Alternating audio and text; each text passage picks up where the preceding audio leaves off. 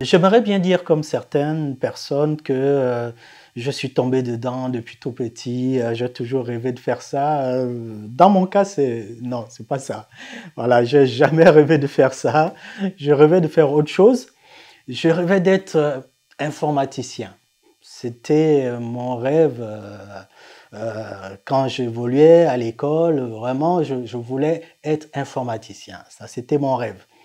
Et le cinéma, je pense que j'arrive là-dedans un peu par hasard. Voilà, par un concours de circonstances.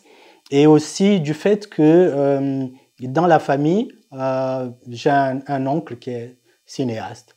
Voilà, c'est vraiment ce qui a favorisé mon entrée dans ce monde-là. Et je découvre un monde merveilleux et après, je ne veux plus en sortir.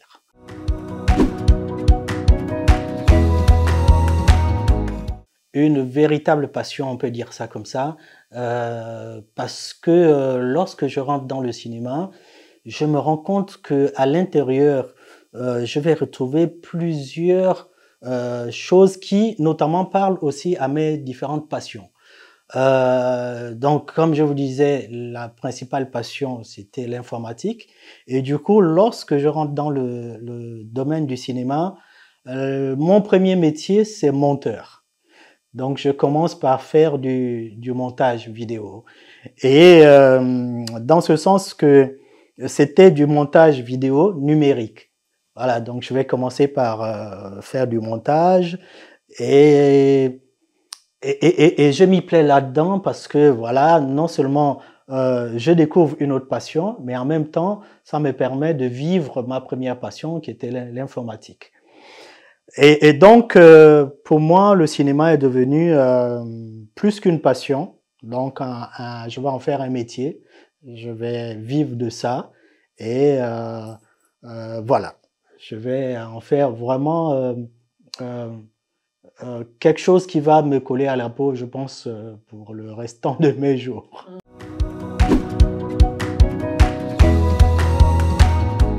Dans un premier temps, lorsque j'arrive et que je propose mon premier projet de film à Monsieur Charles Mensah, à l'époque directeur général du CNACI, je lui propose un scénario qui est un scénario d'un film fantastique.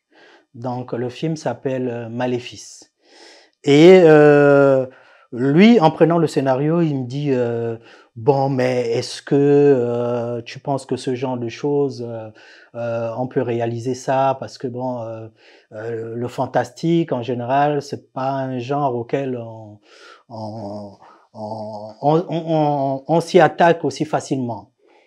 Mais étant donné que lui-même, Charles Mensah, avait déjà à l'époque réalisé un film fantastique, euh, il finit par me dire, bon, écoute, on va quand même y aller et puis on va voir ce que ça va donner. Donc, on va faire Maléfice.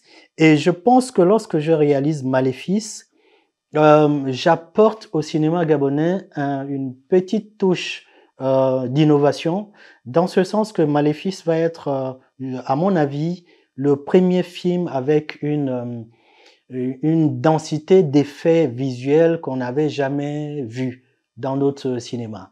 Ouais, parce que il va avoir une grande densité d'effets visuels, d'effets numériques dans le film, qui pour moi marque un petit tournant dans notre cinéma. Le film fantastique, on l'avait déjà fait, c'est-à-dire que le cinéma gabonais commence même par un film fantastique, c'est-à-dire La Cage de Philippe Maury, enfin de Robert Darren, mais écrit par Philippe Maury et interprété par Philippe Maury. La Cage, c'est déjà un film fantastique. D'ailleurs, le deuxième nom du film, c'est Mami Wata, et met déjà en scène une histoire qui est vraiment un film fantastique. Sauf que l'innovation que moi j'apporte avec Maléfice, c'est d'introduire des effets visuels à l'ère du temps, c'est-à-dire des effets numériques et ainsi de suite, qui sont pour la plupart pour certains qui vont être générés entièrement depuis mon ordinateur. Donc, je pense que dès cet instant-là, au regard de toute la filmographie gabonaise, je pense que ça a été un tournant parce qu'après, il y a d'autres jeunes aussi qui vont un peu aller dans le même sens, aussi mettre en avant un peu avec l'influence aussi de Nollywood, voilà, apporter aussi un peu cette touche d'effets visuels dans nos films.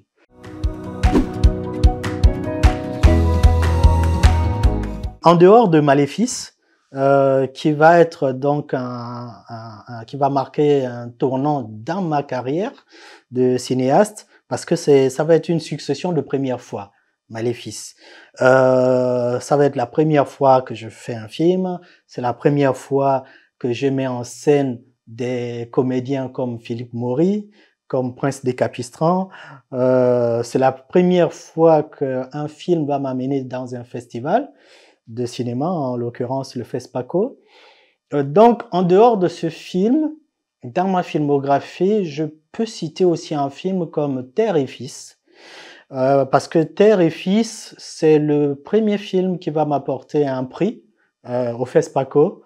Voilà, et donc ma première récompense en tant que cinéaste va être apportée par Terre et Fils, qui est en quelque sorte mon premier long. Voilà, c'est mon premier long également. Donc, ce film-là aussi, c'est aussi un tournant dans ma carrière. On peut aussi citer Matrice, qui va être mon deuxième long métrage. Pourquoi je cite Matrice? Parce que Matrice va être ma première production en tant que producteur. Donc, je vais m'essayer, me risquer dans ce milieu-là de la production en me disant, bon, je vais essayer de moi-même endosser la veste de producteur et produire mon film. Avec beaucoup de difficultés, parce qu'à la fin, c'est l'IGIS qui viendra à la rescousse comme coproducteur pour me permettre de finir le film.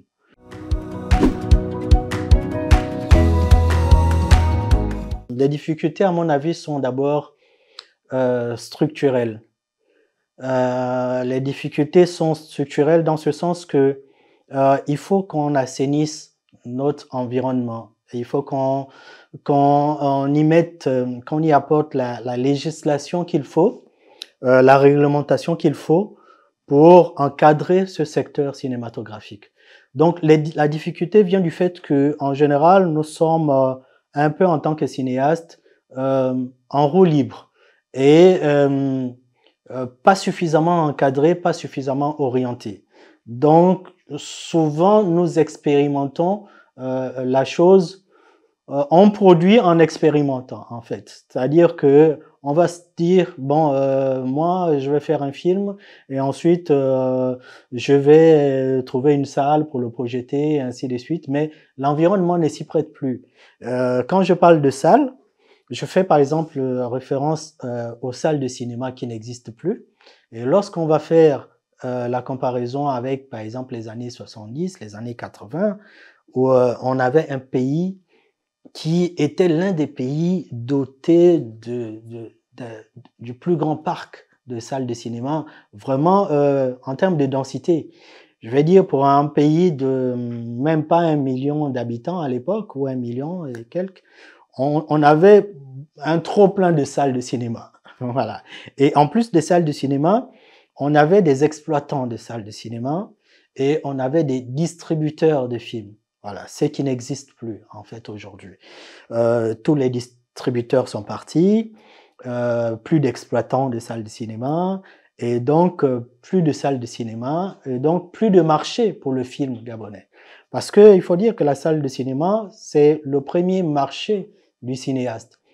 C'est-à-dire, le cinéaste, en l'occurrence le producteur, il va faire son film, mais il faut qu'il le vende. Donc, il faut qu'il trouve une étale. Et le premier marché qui se présente, c'est la salle de cinéma.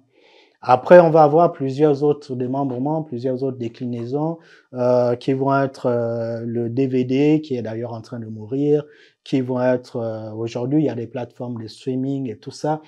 Mais tout ceci a besoin d'être encadré. Voilà. Et dès lors qu'il n'y a pas cet encadrement, dès lors où on se dit, bon, chacun pour soi, Dieu pour tous, souvent, ça n'aboutit pas à des très bons résultats pour le cinéaste gabonais.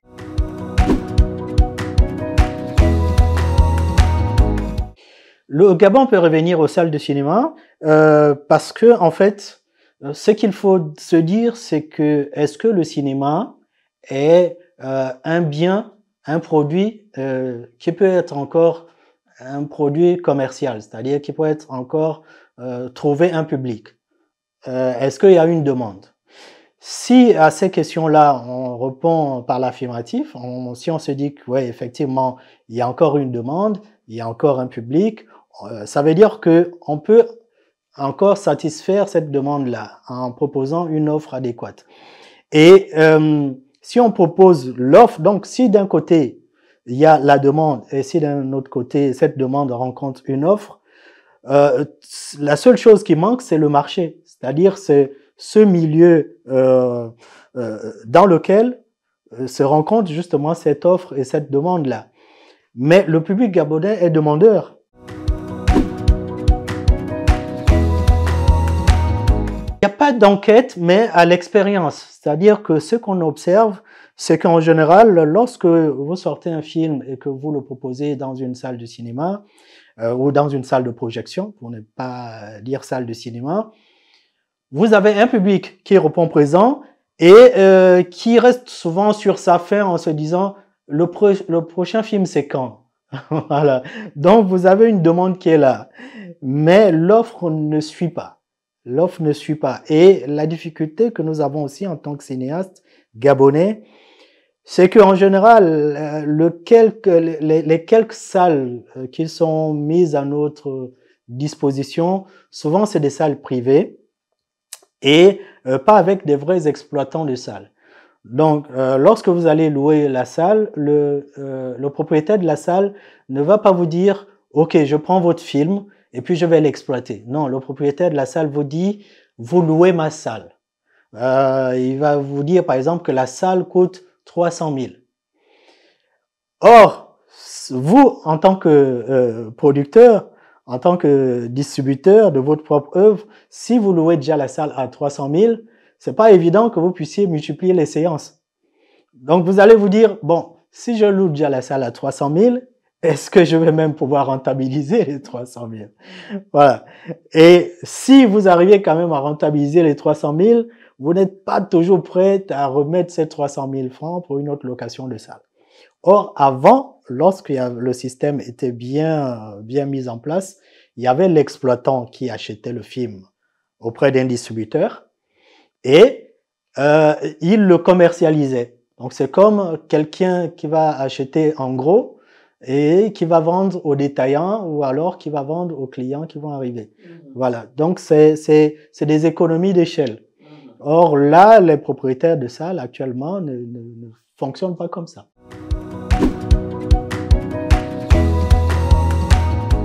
La rareté est due au fait que dans la chaîne de production, il manque un élément très important qui est le producteur. C'est-à-dire que dans cet univers cinématographique gabonais là, et même africain, j'ai envie de dire, vous avez beaucoup de réalisateurs, vous avez beaucoup de techniciens, mais souvent vous avez très peu de producteurs. C'est-à-dire quelqu'un qui prend l'initiative et la responsabilité de produire, donc de financer ou de trouver le financement pour produire un film. Ça manque. Ce qui fait que en l'absence de producteurs, normalement l'État doit prendre le relais. L'État doit prendre le relais à plusieurs niveaux. Non seulement au niveau de la production, mais également au niveau de l'exploitation des salles. Donc l'État doit construire les salles, l'État doit s'occuper de la distribution, l'État doit s'occuper également de la production. D'où un peu la raison d'être des Légis, en quelque sorte, ou du Sénassi à l'époque. C'était un organe mis en place afin que l'État puisse soutenir la production cinématographique. Parce que avant le Sénassi, c'était plutôt une production soutenue par, on va dire, par le politique, en l'occurrence le président de la République, Omar Bongo à l'époque, qui était passionné de cinéma.